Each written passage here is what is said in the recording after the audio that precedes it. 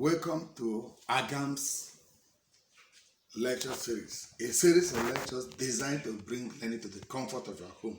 Today we are continuing with our course Pathology and part 3.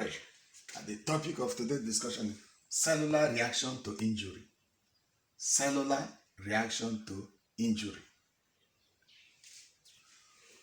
For there to be a disease, cell injury is involved. A cell must be injured in one way or the other.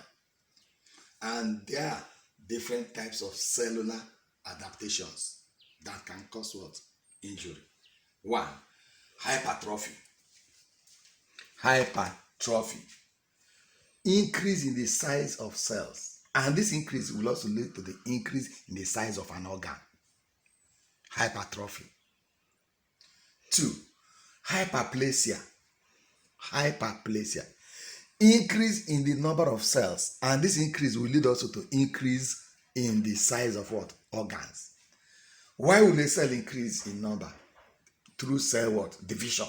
Because cells divide. 3. Atrophy. Decrease in the number of cells, and this decrease in number of cells will lead to decrease in the size of organs. Metaplasia. Replacement of one tissue by another. How will one tissue replace another? By cell division. Because when cells divide, they produce more cells. Pigment accumulation. Pigment accumulation. There are different pigments that can be found in the body or that can accumulate in the body. The chief among them is melanin, the pigment that gives color to the skin. Otherwise, we call it skin pigment. Then, bilirubin.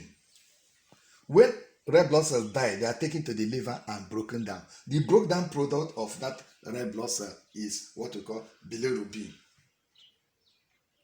Then, hemosiderin. Hemosiderin. These are iron-containing pigments found in the bone marrow. They can be found in the liver. They can be found in the spleen. These pigments are associated with the body. Then cell death. Cell death. Cells can die in 2 ways, namely necrosis. Necrosis, when excessive fluid enters a cell, the cell swells and the cell bursts and the cell dies. We call that what? Necrosis. What is the mechanism of necrosis? How does it occur? Mechanism of necrosis. How does it occur? 1. Hypoxia. Increased blood flow to the tissues. Decreased blood flow to the what? Tissues. Decreased what? Blood flow to the tissues. Ischemia. Decreased blood flow to an organ. Decreased blood flow to an organ. If the blood flow to an organ or to a tissue is decreased, the tissue will die. Then carbon monoxide poisoning. All those people, children that stay in the room and you put generator and the smoke is entering the room and you go back to the room 6 hours and the child is dead. Is dead because of carbon dioxide poisoning. When carbon dioxide enters the blood, it will displace oxygen in the blood. And once oxygen is in low supply, as we have said, the child dies or the person dies. That's carbon monoxide poisoning. Otherwise, poor oxygenation. If you are staying in a condition where you don't take enough oxygen, the cells will die and you will also going to die. Poor oxygenation. Then cell membrane damage. When the outer cover of this cell is damaged, the cell will also die. Then increase intracellular calcium level. When the level of calcium inside the cells of the body, in between the cells of the body, so much increases beyond tolerable level. Then what are the types of necrosis? We have basic types of necrosis. Coagulative necrosis. Coagulative. Sudden interruption of blood supply to an organ. An organ suddenly, the blood supply ceases or it is interrupted. That's coagulative necrosis. Liquefactive necrosis, digestion of the tissue. When tissues are suddenly digested by metabolic actions or other reactions in the body. Liquefactive necrosis. Then fat necrosis, when there's unnecessary fat content in the body, like subcutaneous fat, adipose fat, obesity, and all those stuff.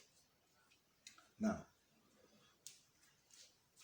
we say that cell death can occur in two ways. Well, cell necrosis. We have talked everything about necrosis. Then the second way cell can die is by what? Apoptosis. Apoptosis. Apoptosis simply is the death of a single cell within a cluster of cells. There are so many cells that make up a tissue. One or two of them dies. Death of a single cell within a cluster of what? Cells. Is called what? Apoptosis. Then there can also be shrinkage of the cells. If you put a cell in a solution or in a condition that is hypertonic to the cell plasma, the cell will do what? Shrink. What do we call it? Cell shrinkage. Then we look at pathology calcifications. Calcification is excessive deposition of calcium. So when calcium is excessive deposit, it can lead to death. That's why we say it's pathologic. Pathologic deposition of calcium.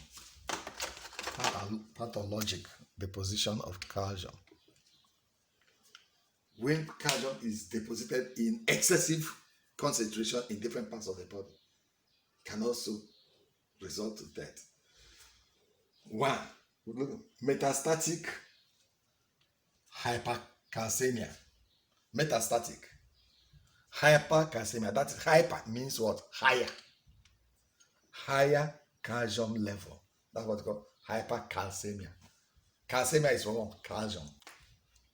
And we can also call it milk alkaline syndrome. You know, milk contains a lot of calcium.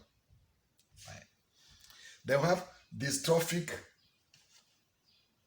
calcification. They occur in previously damaged tissues. They can weaken the valves in the body. And where we have many valves in the body is the what? Heart. They can weaken a lot of heart valves. We have bicuspid valve in the heart, we have tricuspid valve, we have pulmonary valve, and we have aortic valves. All these valves, we have a vena cava valves. All these valves can be weakened. And that's what dystrophic calcification. This is the major things that could lead to cellular, how cells react to what? Injury.